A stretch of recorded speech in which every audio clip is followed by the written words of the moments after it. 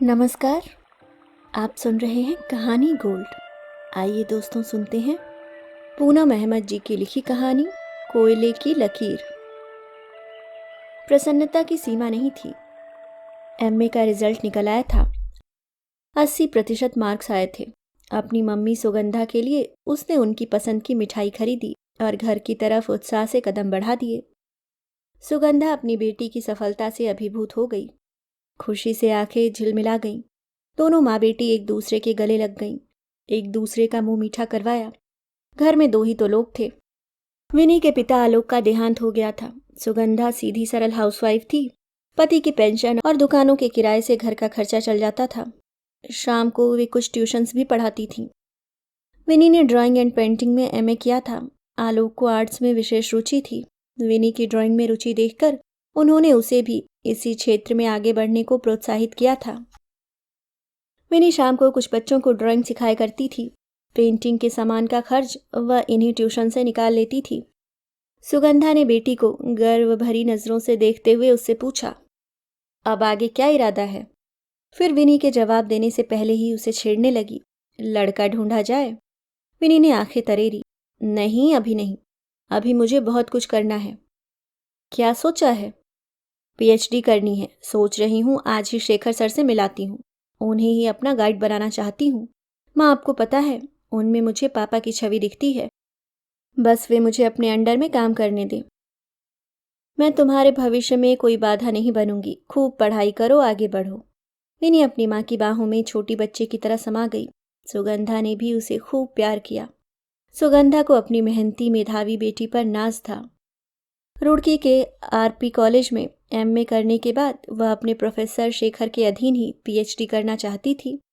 शेखर का बेटा रजत विनी का बहुत अच्छा दोस्त था। बचपन से दोनों साथ पढ़े थे। पर रजत को आर्ट्स में रुचि नहीं थी। वह इंजीनियरिंग कर अब जॉब की तलाश में था। दोनों हर सुख दुख बांटते थे। एक दूसरे के घर भी आना जाना लगा रहता था। इन दोनों की दोस्ती के कारण दोनों परिवारों में भी कभी कभी मुलाकात होती रहती थी। विनी ने रजत को फोन कर अपना रिजल्ट और आगे की इच्छा बताई। रजत बहुत खुश हुआ। अरे, यह तो बहुत अच्छा रहेगा। पापा बिल्कुल सही गाइड रहेंगे। किसी अनजान प्रोफेसर के साथ काम करने से अच्छा यही रहेगा कि तुम पापा के अंडर में ही काम करो। आज ही आ जाओ घर, पापा से बात कर लो। शाम को ही विनी मिठाई लेकर रजत के घर गई। शेखर के पास कुछ स्टूडेंट्स बैठे थे। विनी का बचपन से ही घर में आना जाना था। वह निसंकोच अंदर चली गई। शेखर की पत्नी राधा विनी पर खूब स्नेह लुटाती थी। रजत और राधा के साथ बैठकर विनी गप्पे मारने लगी। थोड़ी देर में शेखर भी उनके साथ शामिल हो गए। दोनों ने उसकी सफलता पर शुभाशीष दिए। उसकी पीएचडी की इच्छा जानकर शेखर ने कहा, ठीक है, अभी कुछ दिन लाइब्रेरी में सभी बुक्स देखो। किस किस टॉपिक पर काम हो चुका है, किस टॉपिक पर रिसर्च होनी चाहिए, पहले वह डिसाइड करेंगे, फिर उस पर काम करेंगे। अभी कॉलेज की लाइब्रेरी में काफ़ी नई बुक्स आई हैं। उन पर एक नज़र डाल लो, देखो क्या आइडिया आता है तुम्हें। विनी उत्साहपूर्वक बोली, सर कल से ही लाइब्रेरी जाऊंगी। शेखर कॉलेज में विनी का पीरियड लेते थे। विनी उन्हें सर कहने लगी थी। रजत ने हमेशा की तरह टोका, अरे घर में तो पापा को सर मत कहो विनी, अंकल कहो। विनी हंस पड़ी, नहीं सर ही ठीक है। कहीं अंकल कहने की आदत हो गई और क्लास में मुंह से अंकल निकल गया तो क्या होगा, यह सोचो। सब विनी की इस बात पर हंस पड़े। विनी ने जाते जाते शेखर के रूम में नजर डाली। शेखर की पेंटिंग्स की प्रदर्शनी लगी रहती थी। वह शेखर का बहुत सम्मान करती थी। हर पेंटिंग में स्त्री के अलग अलग भाव मुखर हो उठे थे। कहीं शक्ति बनी स्त्री, कहीं मातृत्व में डूबी स्त्री आकृति, कहीं प्रेयसी का रूप धरे मनोहारी आकृति, कहीं आराध्य का रूप लिए ओजपूर्ण स्त्री आकृति। शेखर के काम की मन ही मन सराहना करती हुई विनी घर लौट आई और सुगंधा को शेखर की सलाह बताई। अगले दिन से ही विनी लाइब्रेरी में किताबें पढ़ने में बिजी रहने लगी। 15 दिनों की खोजबीन के बाद उसे एक विषय सूझा। वह उत्साहित सी शेखर के घर की तरफ बढ़ गई। उसे पता था रजत अपने दोस्तों के साथ कहीं गया हुआ था। राधा तो अक्सर घर में ही रहती थी। पर शाम को जिस समय विनी शेखर के घर पहुंची, राधा किसी काम से कहीं गई हुई थी।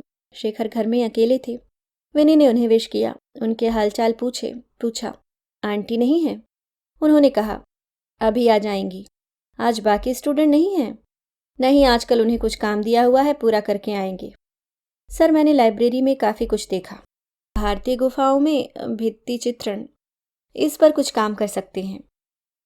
हाँ शाबाश, कुछ विषय और देख लो, फिर फाइनल करेंगे। शेखर आज उसके सामने बैठकर जिस तरह उसे देख रहे थे, विनी कुछ असहज सी हुई। वह जाने के लिए उठती हुई बोली, ठीक है सर, मैं अभी और पढ़कर आऊंगी।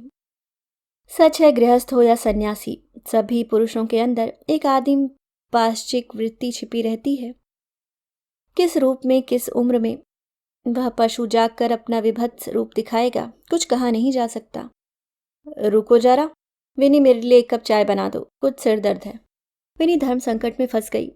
उसका दिमाग कह रहा था फौरन चली जा, पर पिता किसी छवि वाले गुरु की बात टालने की हिम्मत भी नहीं हो रही थी। फिर अपने दिल को ही समझा लिया, नहीं, उसका वहम ही होगा, आजकल माहौल ही ऐसा है ना, डर लगा ही रहता है। जी सर, कहती हुई वह किचन की तरफ बढ़ गई। उसे अपने पीछे दरवाजा बंद करने की आहट मिली तो वह चौंक गई। शेखर उसकी तरफ आ रहे थे। चेहरे पर न पिता की सी छवि दिखी, न गुरु के से भाव। विनी को उनके चेहरे पर कुटिल मुस्कान दिखी। उसे महसूस हुआ जैसे वह किसी खतरे में है। शेखर एकदम उसके पास आकर खड़े हो गए। उसके कंधों पर हाथ रखा तो विनी पीछे हटने लगी। नारी हर उम्र में पुरुष के अनुचित स्पर्श को भाप लेती है। शेखर बोले, घबराओ मत, यह तो अब चलता ही रहेगा। थोड़े और करीब आ जाएं हम दोनों तो रिसर्च करने में तुम्हें आसानी होगी। तुम्हारी हर मदद करूंगा मैं। नागिन सी फुफकार उठी विनी। शर्म नहीं आती आपको? आपकी बेटी जैसी हूं मैं। आप में हमेशा पिता की छवि दिखी है मुझे। मैंने तो तुम्हें कभी बेटी नहीं समझा। तुम अपने मन में मेरे बारे में क्या सोचती हो उससे मुझे जरा भी मतलब नहीं। आओ मेरे साथ। विनी ने पीछे हटते हुए कहा, मैं आंटी रजत सबको बताऊंगी। आपकी यह गिरी हुई हरकत छिपी नहीं रहेगी। बाद में बताती रहना, मेरा कुछ नहीं बिगड़ेगा। कहते हुए उसका हाथ पकड़कर बलिष्ठ शेखर उसे बेडरूम तक ले गए। विनी ने अपना हाथ छुड़ाने की कोशिश में उन्हें काफी धक्के दिए। उनका हाथ दांतों से काट भी लिया, पर उनके सिर पर ऐसा शैतान सवार था कि विनी के रोके न रुका और दुर्घटना घट गई। सालों का आदर विश्वास सब रेत की तरह ढलता चला गया। विनी ने रो रो कर चीख चीख कर शोर मचाया तो शेखर ने कहा, चुपचाप चली जाओ यहां से और जो हुआ उसे भूल जाओ। इसी में तुम्हारी भलाई है। किसी को बताओगी भी तो जानती हो ना कितने सवालों के घेरे में फंस जाओगी। परिवार समाज में मेरी इमेज का अंदाजा तो है ही तुम्हें। कहीं नहीं जाऊंगी मैं, विनी चिल्लाई। आने दो आंटी को, उन्हें और रजत को आपकी करतूत बताए बिना मैं कहीं नहीं जाने वाली। शेखर को अब हैरानी हुई। बेवकूफ़ी मत करो, बदनाम हो जाओगी। कहीं मुंह दिखाने लायक नहीं रहोगी। समाज रोज तुम पर ही नए नए ढंग से कीचड़ उछालेगा। पुरुष का कुछ बिगड़ा है कभी? विनी नफरत भरे स्वर में गुर्राई, आपने मेरा रेप किया है। आप मुंह दिखाने लायक नहीं रहेंगे। शेखर ने तो सोचा था विनी रोध होकर चुपचाप चली जाएगी, पर वह तो अभी वैसी की वैसी बैठी हुई उन्हें गालियां दिए जा रही थी, हिली भी नहीं थी। इस स्थिति की तो उन्होंने कल्पना ही नहीं की थी। डोरबेल बजी तो उनके पसीने छूट गए। बोले, भागो यहां से जल्दी। मैं कहीं नहीं जा रही। डोरबेल दोबारा बजी तो शेखर के हाथ पैर फूल गए। दरवाजा खोला। राधा थी। शेखर का उड़ा चेहरा देख चौंकी। क्या हुआ? शेखर इतना ही बोले, सॉरी राधा। क्या हुआ शेखर? तभी बेडरूम से आंटी कहकर विनी के तेजी से रोने की आवाज आई। राधा भागी। बेड पर अर्धनग्न, बेहाल, रोने से फैले काजल की गालों पर सब कुछ स्पष्ट करती रेखा, बिखरे बाल। कराहती रोती विनी राधा की बाहों में निढाल हो गई। राधा जैसे पत्थर की बुत बन गई। विनी की हालत देखकर सब कुछ समझ गई। फूट फूट कर रो पड़ी। शेखर को धिक्कार उठी। यह क्या किया? हमारी बच्ची जैसी है यह कुकर्म क्यों कर दिया? नफरत हो रही है तुमसे। राधा का रौद्र रूप देखकर शेखर सकपकाए। राधा ने उनकी तरफ थूक दिया। तन मन में ऐसी आग लगी थी कि विनी को एक तरफ कर पास के कमरे में अगले हफ्ते होने वाली प्रदर्शनी के लिए रखी शेखर की तैयार 10-15 पेंटिंग्स पर वहीं रखे काले रंग से स्त्री के महान रूपों की तस्वीरों में कालिक भरती चली गई। विनी को फिर अपने से चिपटा लिया। शेखर चुपचाप वहीं रखी एक चेयर पर बैठ गए थे। दोनों रोती रहीं। राधा और सुगंधा के अच्छे संबंध थे। राधा ने सुगंधा को फोन किया और फौरन आने के लिए कहा। घर थोड़ी ही दूर था। सुगंधा और रजत लगभग साथ ही घर में घुसे। सब स्थिति समझकर सुगंधा तो विनी को, अपनी मृगछौने सी प्यारी बेटी को गले से लगाकर बिलख उठी। रजत ने उन्हें संभाला। रजत ने रोते हुए विनी के आगे हाथ जोड़ दिए। बहुत शर्मिंदा हूं विनी, अब इस आदमी से मेरा कोई संबंध नहीं है। राधा भी दृढ़ स्वर में बोल उठी, और मेरा भी कोई संबंध नहीं। रजत, मैं इस आदमी के साथ अब नहीं रहूंगी। रजत विनी की हालत देखकर फूट फूट कर रो रहा था। बचपन की प्यारी सी दोस्त का यह हाल, वह भी उसके पिता ने। घिन आ रही थी उसे। सुगंधा का विलाप भी थमने का नाम नहीं ले रहा था। राधा कभी सुगंधा से माफी मांगती, कभी विनी से। शेखर को छोड़कर सब गहरे दुख में डूबे थे। वे सोच रहे थे सब रोध होकर अभी शांत हो जाएंगे। राधा कह रही थी, काश मैं विधवा होती, ऐसे पशुपति का साथ तो न होता। अपरिचितों से तो ये परिचित अधिक खतरनाक होते हैं। ये कुछ भी करें इन्हें पता है, कोई कुछ बोलेगा नहीं, पर ऐसा नहीं होगा। विनी के मुंह से जैसे ही निकला, मेरा जीवन तो बर्बाद हो गया, राधा ने तुरंत कहा। तुम्हारा क्यों बर्बाद होगा बेटी? तुमने क्या किया है? तुम्हारा तो कोई दोष नहीं है। अपने दिल पर यह बोझ मत रखना। इस दुष्कर्म को याद ही नहीं रखना। दुखी नहीं रहना है तुम्हें। पाप कोई और करे, दुखी कोई और हो, यह कहाँ का न्याय है? राधा के शब्दों से जैसे सुगंधा भी होश में आई। यह समय उसके रोने का कहाँ था? यह तो बेटी को मानसिक संबल देने की घड़ी थी। अपने आंसू पोंछती हुई बोली, नहीं विनी, इस घृणित इंसान का दिया घाव जल्दी नहीं भरेगा। जानती हूं, पर भरेगा जरूर, यह भी भरोसा रखो। समझ लेना बेटा, सड़क पर चलते हुए किसी कुत्ते ने काट खाया है। इस दुष्कर्मी का कुकर्म मेरी बेटी के आत्मविश्वास की मजबूत चट्टान को भर भरा कर गिरा नहीं सकता। विनी फिर रोने लगी, सिसकते हुए बोली, मेरे सारे वजूद पर कालिक सी पोत दी गई है, कैसे जीऊंगी? रजत उसके पास ही जमीन पर बैठते हुए बोला, विनी, ताजमहल की सुंदरता ऐसे दुष्कर्मियों की खींची कोयले की लकीरों से खराब नहीं होती। इस लकीर पर पानी डालते हुए सिर ऊंचा रखकर आगे बढ़ना है तुम्हें। हम सब तुम्हारे साथ हैं। तुम्हारा जीवन यहाँ रुकेगा नहीं, बहुत आगे बढ़ेगा। और फिर शेखर की तरफ देखता हुआ बोला, और आपको तो मैं सजा दिलवा कर रहूंगा। बात इस हद तक पहुंच जाएगी, इसकी तो शेखर ने कल्पना भी नहीं की थी। अपने अधीन पीएचडी करने वाली अन्य छात्राओं का भी वे शारीरिक शोषण करते आए थे। किसी ने उनके खिलाफ आवाज उठाने की हिम्मत नहीं की थी। उन्हें किसी का डर नहीं था।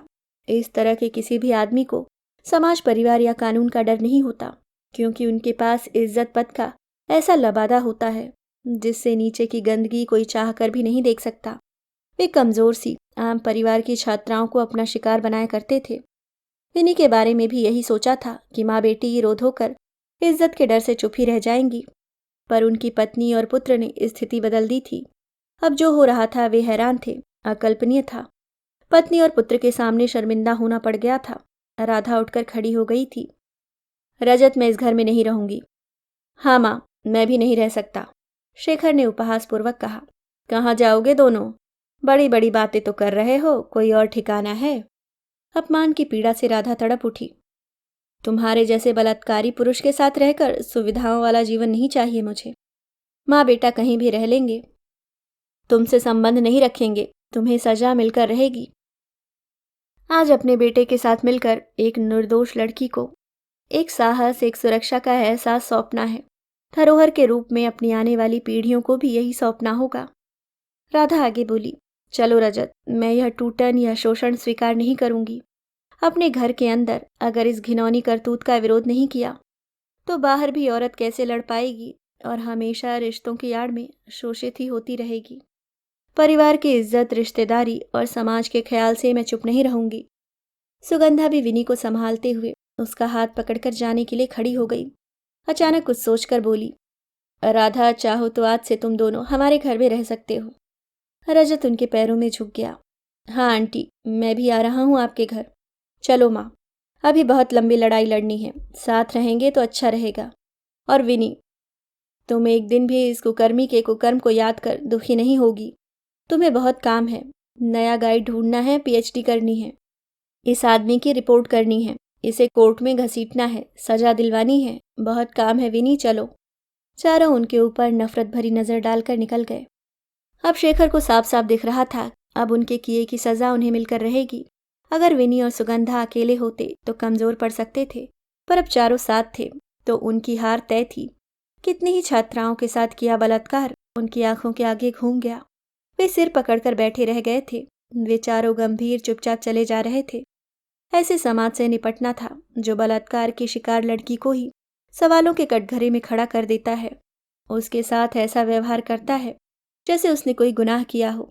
शारीरिक और मानसिक रूप से पहले से ही आहत लड़की को और सताया जाता है, लेकिन इन चारों के इरादे हौसले मजबूत थे। समाज की चिंता नहीं थी। लड़ाई मुश्किल लंबी थी, पर चारों के दिलों में इस लड़ाई में जीत का एहसास अपनी जगह बना चुका था। हार का संशय भी नहीं था, जीत निश्चित थी। अभी आप सुन रहे थे पूनम अहमद जी की लिखी कहानी कोयले की लकीर।